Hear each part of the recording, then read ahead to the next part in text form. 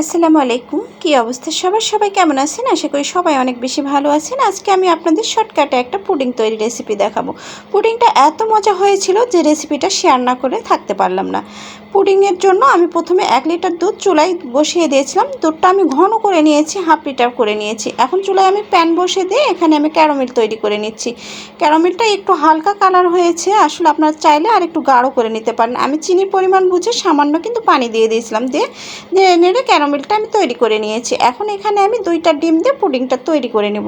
তো 2টা ডিম দেওয়ার পর চিনি দিয়ে দিলাম, পরিমাণ বুঝেই কিন্তু আমি চিনিটা দিয়ে দিয়েছি। দিয়ে আলতোভাবে আমি ফেটিয়ে নেব। এখানে কিন্তু তেমন একটা বিট করা যাবে না, আলতোভাবে ফেটিয়ে নিতে হবে।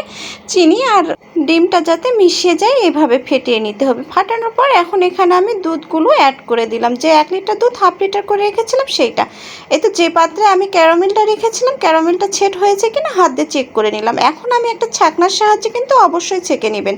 নিয়ে কিন্তু আমি পাত্রে ঢেলে দিলাম। দিয়ে চুলায় একটা হাঁড়ি বসিয়ে দিয়েছি আর হাঁড়ির উপর একটা স্ট্যান্ড বসিয়ে দিয়েছি।